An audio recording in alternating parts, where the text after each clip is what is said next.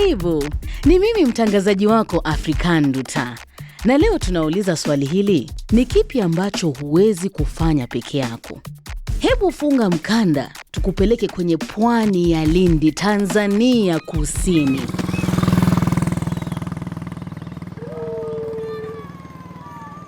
Hususa katika eneo linaloitwa Mtama. Lindi inapendeza. Lakini kwa vile ni eneo la mbali, baadhi ya walimu wanaofundisha kule huona upweke. Sasa, fikiria wewe ni Madam Oliver Soka. Umeandikwa kazi katika shule ya msingi huko Mtama. Unaondoka jijini kuliko shughuli nyingi. Kisha unapata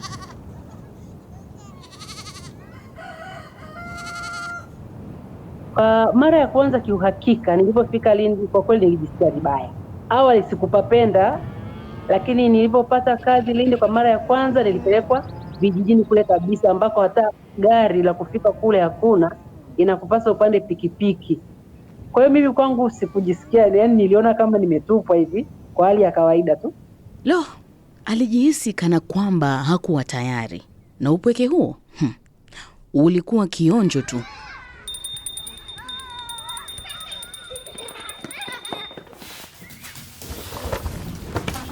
Madam Oliver aliingia darasani akiwa ameshikilia cheti cha ufundishaji cha ngazi ya kuingia peke yake. Aliandikwa kufundisha somo la Kiingereza, lugha ambayo kwa wanafunzi ilikuwa ngumu kuelewa, na pia ilikuwa lugha ambayo aling'ang'ana kufundisha bila rasilimali hitajika. Siku yangu ya kwanza kwa hakika nilipata ugumu sana, kwa sababu naongea Kiingereza nikasahau kwamba sasa nimeingia kwenye government school ambayo ni lazima niende nao taratibu na elekeza. Kwa hiyo ilinipa shida sana. Mwanzo sikuona kama wataweza.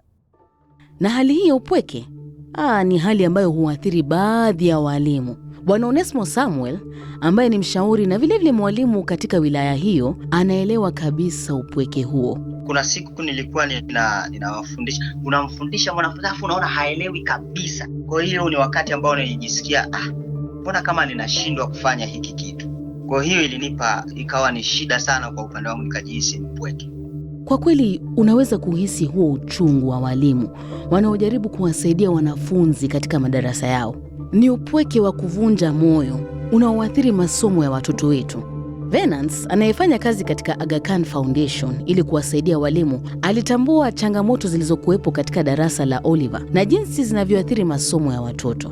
You can't believe at first. Huwezi kuamini, lakini kwanza kati ya wanafunzi 50 hakuna hata angalau wanafunzi 11 ambao wangeweza kupita kati ya grade A na C.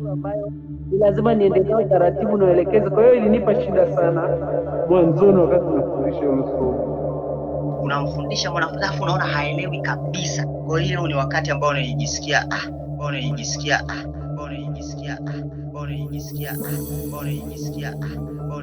Kwa hiyo ilinipa shida sana. You can't believe. Mbona kama ninashindwa kufanya hiki kitu. Mwanzo sikuona kama wataweza. Kwa hiyo ikawa ni shida sana kwa upande wangu, nikajihisi mpweke. Yani niliona kama nimetupwa hivi kwa hali ya kawaida tu.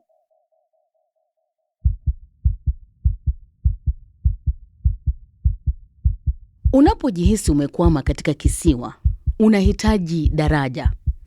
Na huko Tanzania, daraja hilo lilikuja kwa namna ya programu ya serikali ya mafunzo endelevu kwa walimu kazini inayoitwa MEWAKA, na jumuiya ndogo ya ujifunzaji mashinani inayoitwa GSK. Community for Learning ni jumuiya mbalimbali za ujifunzaji. Ni kidogo ambacho kiko ndani ya MEWAKA, ambacho MEWAKA ndio kubwa. Sasa ziko jumuiya ndogo ambazo zinaweza kuungwa na walimu. Kikao chochote ambacho tunakaa kwa lengo la kujifunza kitu chochote tunaita ni GSK. Lakini ile package nzima ambayo ndio the whole big plan tunaita ni MEWAKA.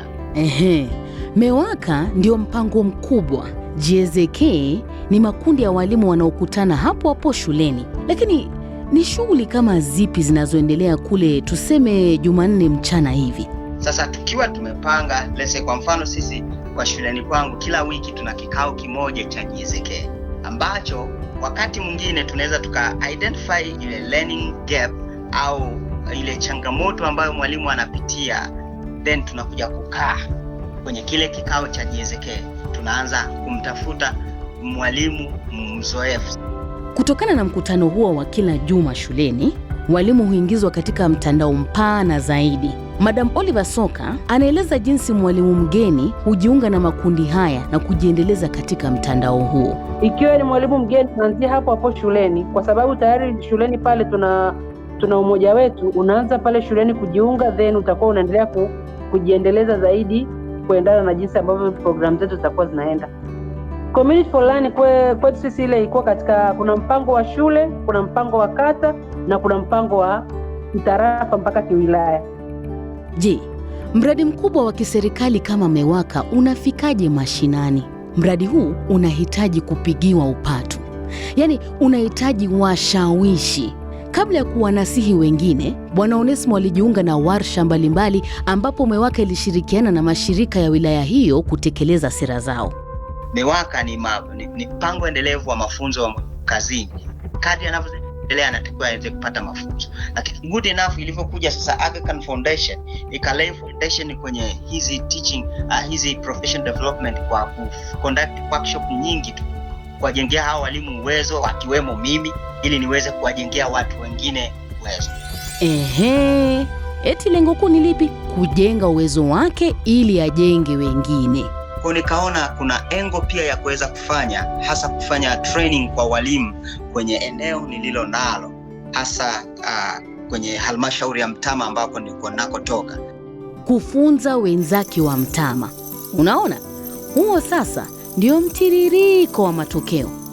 Siku moja, Madam Oliver alialikwa katika mojawapo ya warsha za Onesmo ambapo alijiunga na walimu wengine. Ghafla, hakuhisi upweke tena. Kuna semina moja tulifanya ilikuwa ni kikao cha kata ambayo alihudhuria pia na mwalimu wenzangu ambaye naye ametoka kata nyingine kama mgeni.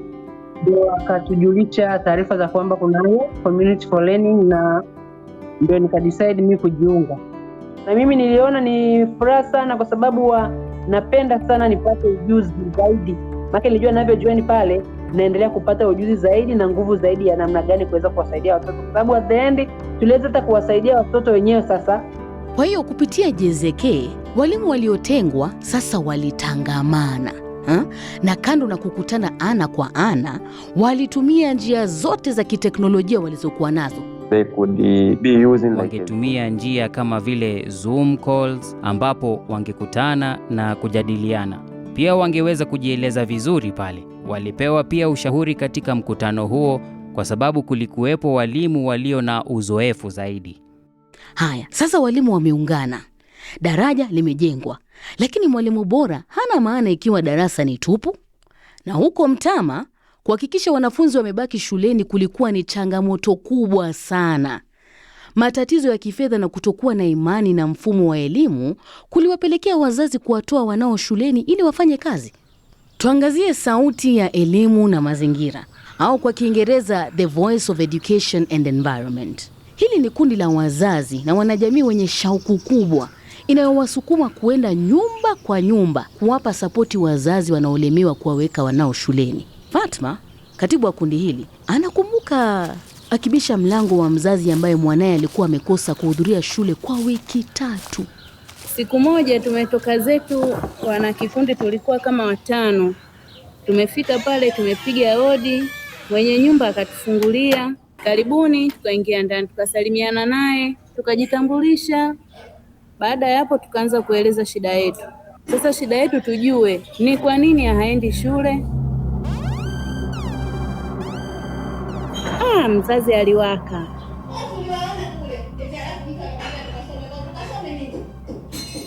Alitugomea, lakini tulijaribu kushuka sisi sasa.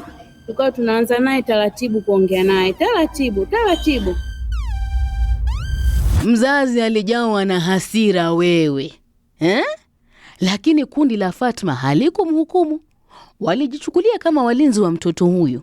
Walielewa kuwa tatizo halikuwa mtazamo wa mzazi, bali ni ukosefu wa fedha. Sisi tukamshauri, tukamwambia hivi, sisi tutakusaidia sijui hizo daftari, sijui mabegi, michango ya shule na vitu vingine, ada hizo ambazo zinahitajika, sijui hela ya chakula ya shule, tutakusaidia. Wanajaribu kushughulikia mahangaiko ya kila mzazi. Na matokeo? Kamuulize Dickson, mweka hazina wao. Mpaka kufikia sasa ni tunamshukuru Mungu, sio namba kubwa sana na sio ndogo sana, lakini imerange kama almost 50 hivi.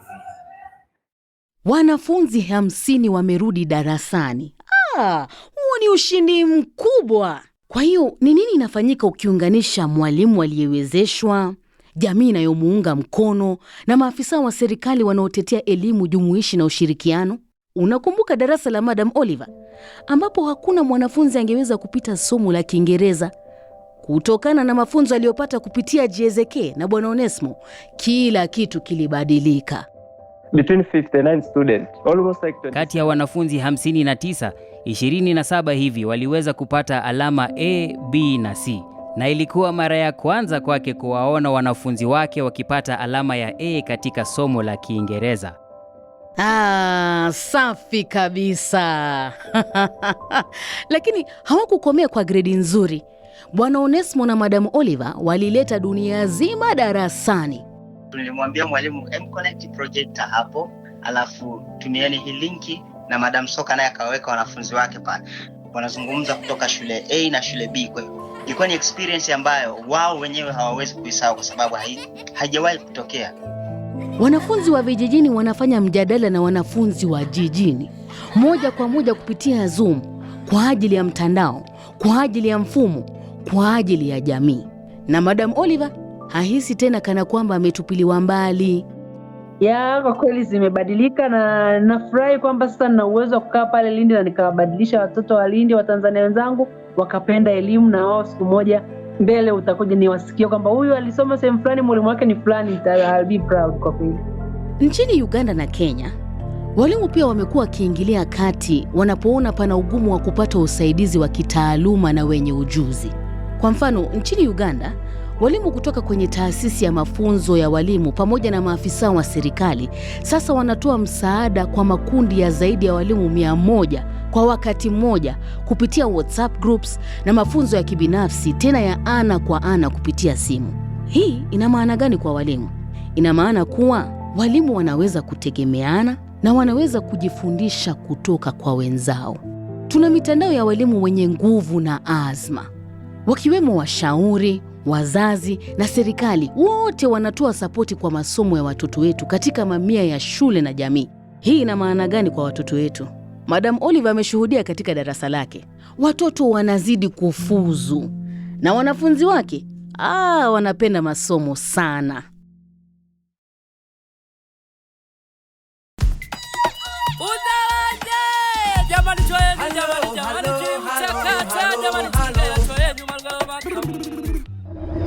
Unajua, kila mtu anapenda hekaya ya shujaa mmoja anayeingilia kati na kuiokoa jamii zima mwenyewe bila usaidizi wowote. Lakini kama ambavyo umeona, mambo ni tofauti katika maisha halisi. Kwa hiyo, nitakuuliza lile swali tuliloanza nalo, ili pia wewe uweze kulifikiria katika maisha yako, katika jamii yako. Ni kipi ambacho huwezi kufanya peke yako? Ni mimi mtangazaji wako, African Nduta.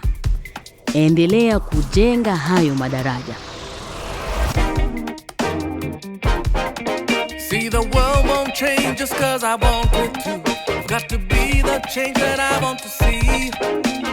Be more if I want more. I get on the dance floor. I wake up and live out the dream.